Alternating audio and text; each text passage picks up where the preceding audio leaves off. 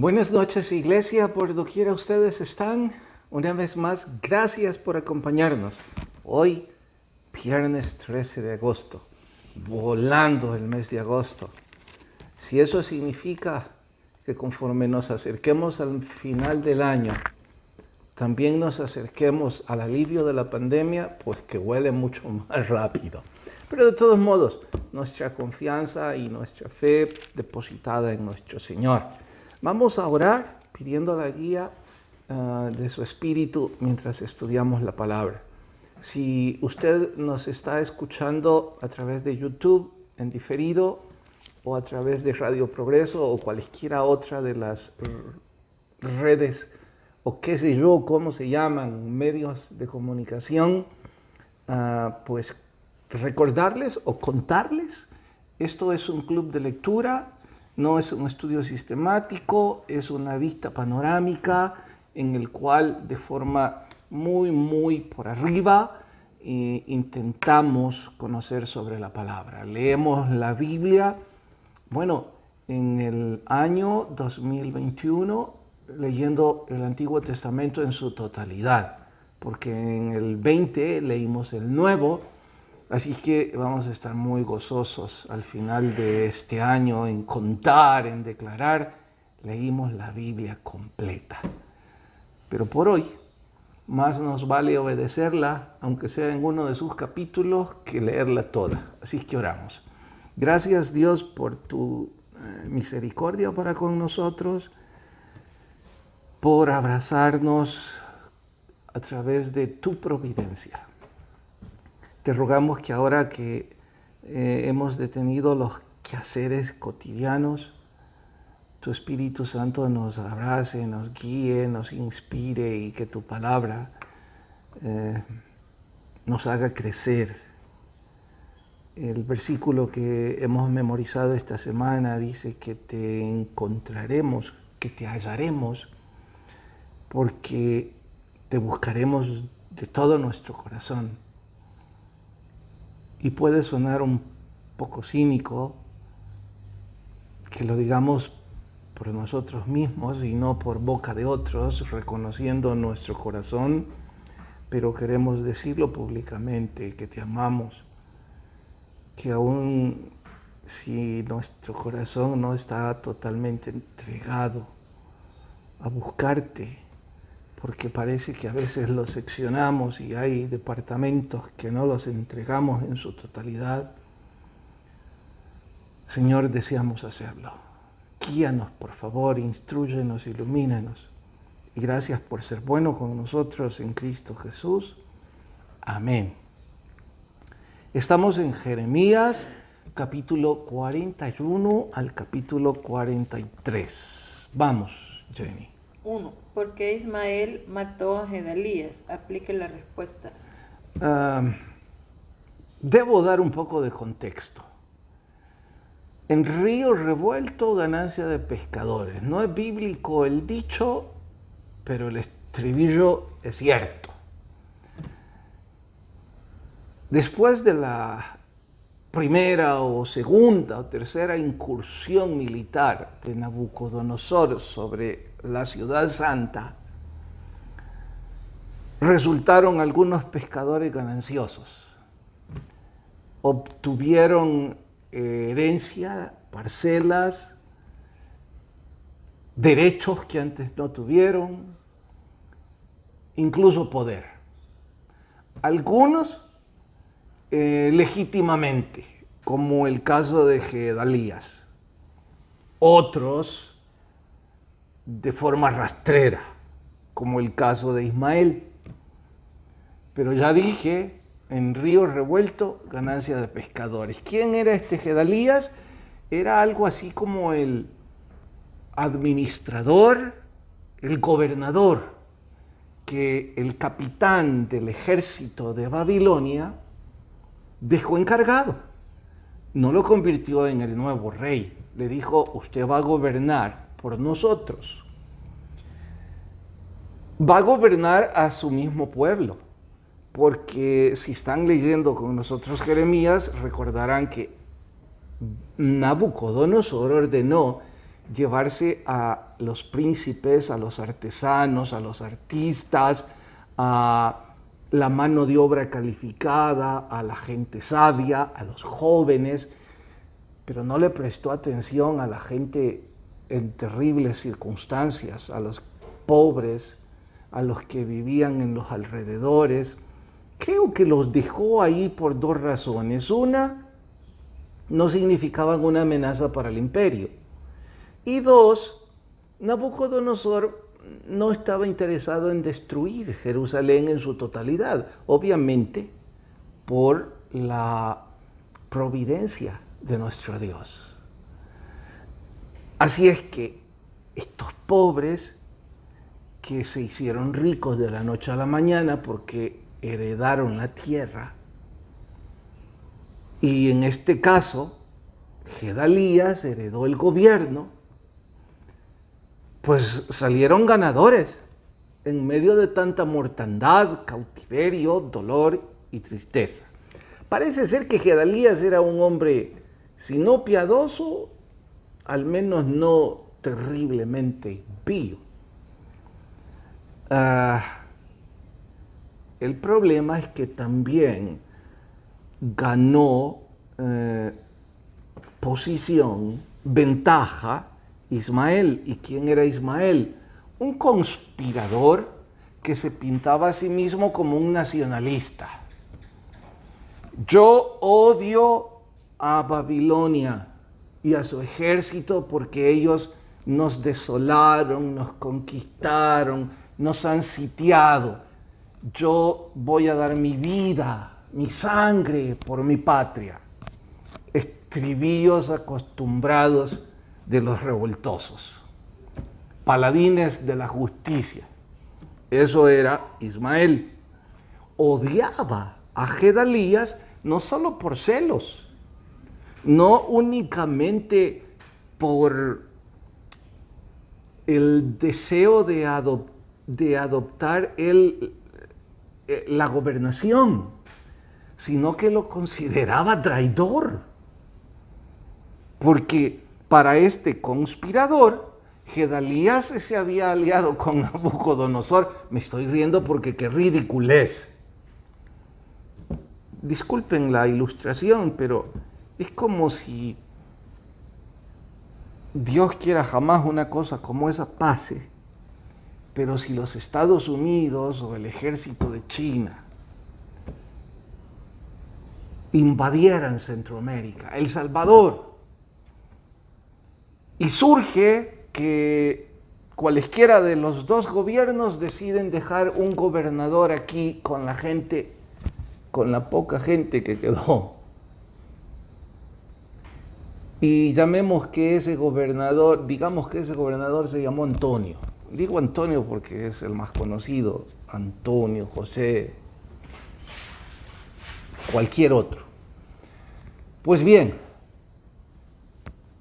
Antonio no está en una posición ni de negociar ni de preguntar con el ejército chino o con el ejército norteamericano. Es una hormiga en comparación a esa potencia militar. Antonio no pidió, ni luchó, ni buscó esa posición. Simple y sencillamente quedó por esas cosas de la vida. ¿Que tenía dotes de liderazgo? Probablemente. Por lo que leo, sin duda. Así es que eso era Gedalías. Pero Ismael lo detestaba por creer que era una confabulación con Babilonia. Babilonia no necesitaba confabular con nadie, era el imperio. Y también porque ahora él era el gobernador. Así es que eso es lo que llevó, que es la segunda pregunta, a Ismael. No es la segunda pregunta, pero ese es el contexto. Llevó a Ismael a asesinar a Gedalías. Ahora, tampoco le sorprenda que lo asesinó en un ambiente tan convulsionado de una ciudad sitiada, de un pueblo exiliado, de incertidumbre, de hambruna, de peste. Esto es lo menos que puede pasar. Diría de otra forma, ¿qué pueden esperar en una guerra? Y no es nuestro asunto, pero los más jóvenes deberían alguna vez en realidad prestar atención a esto. Allá por los 80s, El Salvador vivió una guerra fratricida, de la cual mi generación se envaneció y se envalentonó. Una gran causa. No estoy ni a favor, ni en contra, ni de uno, ni de otro extremo, aunque a esta altura parece que eran 3 bandos, no 2. Sí, pero ahora viene la pregunta, ¿qué ganamos? ¿Democracia? ¿En serio? ¿Eso creen? ¿Prosperidad? ¿De veras? ¿Esa es vuestra impresión? ¿Un mejor ambiente? No, por favor. Pregúntenles a los abuelos. Pregunten a la generación de mis papás. Cuenta mi mamá que salía de Ciudad Delgado a las, ¿qué? 10 de la noche, caminando hacia la Avenida Independencia, que para entonces, lo crean o no, mis papás dicen que era la zona rosa de San Salvador. Pasaban por La Garita, que también era una zona de plusvalía, ¿no? Sí, porque la colonia, la que está enfrente de la Brigada de Seguridad Militar, se llama Atlacat. Era la colonia de los militares, ¿verdad? Famosa. Entonces mis papás dicen que se iban caminando a las 10 de la noche hasta la Avenida Independencia, con otro matrimonio, vecinos. Yo les digo, ¿y qué? ¿A hacer qué? A tomar chuco. Mamá, aquí está de testigo, no le voy a poner la cámara porque no tenemos cámara móvil. Eso cuando tengamos el estudio. ¿Regresaban a qué horas? A las 12 de la noche porque era diversión. Medianoche. Caminar. ¿Y qué? ¿Nunca tenían miedo de la delincuencia? No había nada, no pasaba nada. O sea que se respiraba un ambiente relativamente... Paz. Bueno, intenten caminar ahora a las 11 de la noche. Vayan a tomar chuco. Regresarán chucos, si es que regresan. Así es que, ¿qué ganamos? Ahora mismo cuando mi mamá cuenta esas cosas, wow, yo siento añoranza. Yo viví un poco de esa época porque con mis hermanos salíamos a jugar a las 9:30 de la noche en la calle. Ladrón librado, jugábamos pecado. Si alguna vez ven al hermano Mendelssohn, pregúntenle. Mire, y es cierto que usted jugaba con el pastor Pecado y el grupo de vagos ahí donde vivían. Se reirá y les contará, 11 de la noche. Pero ahora, wow, ¿qué heredamos? Y la pregunta para más adelante es ¿qué vamos a heredar a nuestros hijos? Ninguna guerra traerá un ambiente de gozo, paz y felicidad. Violencia engendra violencia. Odio engendra odio. Y me voy a pasar para el libro. No voy a cambiar la guía. Solo debo decir, el libro nos enseña, porque el libro, a fin, estamos estudiando El Dictador, para los que nos escuchan o oyen por primera vez. Y por favor no vayan a creer que esto es una queja o una postura política de mi parte. No es asunto del púlpito meternos en política, para nada. Yo estoy hablando en términos generales. Y el libro que estamos leyendo de Elvis Carballosa habla de la venida del anticristo. Pero uno de los puntos más interesantes de ese libro, y todos los que alguna vez estudiamos profecía lo sabemos, ¿cuál es? Que este mundo, este planeta, clama por liderazgo, por un gobierno estable, por líderes que nos lleven al orden y a la paz, por un líder que promueva la conciliación entre los gobiernos, entre las razas. Este mundo está criando, o quizás ya parió, ahora le está haciendo crecer la plataforma del anticristo, porque todo el planeta clama por eso. Usted toma las noticias, todo el mundo está convulsionado. Chile pasó más de 40 días sin presidente, en problema de votos, impugnaciones. Venezuela, ¿quién quiere hablar? Los ¿cómo se llaman? No embargos, sino las privaciones que Cuba está sufriendo. Y estuve escuchando el otro día que están muriendo aceleradamente los generales de la revolución, uno tras otro, de forma extraña. Decía la noticia con ironía, ¿es el virus del COVID o es el virus de los gobiernos? En Asia, esos nunca han parado de pelear, esos viven en guerra. China armándose hasta los dientes.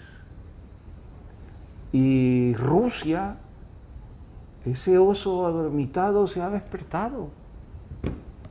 Ahora es una potencia. Habla de armamentismo día y noche. ¿Cómo puede el mundo cerrar sus ojos y no buscar al Señor? Exactamente como la historia que estamos leyendo ahora, ¿no les parece? Aquí en Jeremías, peleando por pequeños pedazos del pastel, Gemalías matando al revés, Ismael matando a Ismael, a Gedalías, Ismael a Gedalías. Terrible, terrible. Y nadie parece interesado en buscar a nuestro Salvador. Bien, ese es el contexto de estos capítulos. Jenny me empujó a decir todo esto, yo estaba solo con la pregunta. Vamos pues. 2. Porque el pueblo que seguía a Ismael le dio la espalda. Porque no estaban cómodos con el conspirador, pero le tenían miedo. ¿Y quién va a decir algo contra un gladiador como Ismael, un hombre de guerra? Este era como el líder de una banda de delincuentes con poder militar. Así es que, y recuerde que los que se habían quedado no sabían nada ni de milicia, mucho menos de ejércitos. Eran pobres que habían vivido a expensas de la caridad. No podemos suponer que eran personas corpulentas, aguerridas, creativos. Más bien, como sucede con la democracia, no digo esta democracia, digo la democracia de todo el mundo. Las masas son dirigidas. Eso era el grupo de Ismael. Y alguien puede en este momento decir, mire pastor, así como usted está pintando todo eso, es como si usted estuviera en desacuerdo con la democracia. No se equivoquen. Sí debo decir que la Biblia no registra la democracia, ni la aplaude, ni la promueve, ni la prohíbe. Eso no significa que yo me esté, además a nadie le serviría de nada que yo me exprese sobre mis favoritismos en cuanto a los modelos de gobierno. Como predicador, el único modelo de gobierno que yo puedo aplaudir, buscar y suplicar es el teocrático, en donde nuestro Dios reina, y el mesiánico, cuando nuestro Señor Jesucristo sea el Rey de los Reyes. Pero entre tanto, válido es decir que la democracia, al igual que todos los modelos de gobierno creados por el hombre, tienen sus carencias graves. ¿Por qué? Porque los inventaron los hombres. Somos imperfectos. Así es que Dios nos guarde. ¿Dónde estoy yo ahora?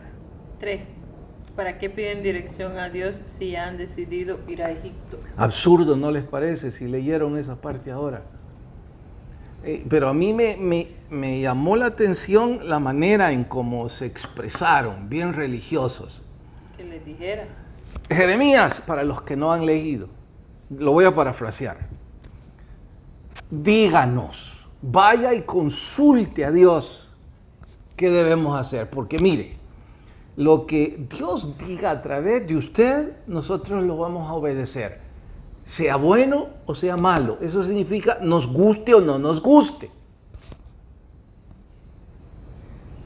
En efecto, Jeremías les dice, bueno, déjenme orar, déjenme consultar a Dios, lárguense, les buscaré cuando Dios me haya dado una respuesta. Creo que fueron 10 días más tarde. Si me equivoco no es importante. Unos días después. Jeremías les dice, en efecto, ya tengo la respuesta. Y la respuesta es que ustedes deben someterse al gobierno de Nabucodonosor. Se enfurecieron, se llenaron de rabia.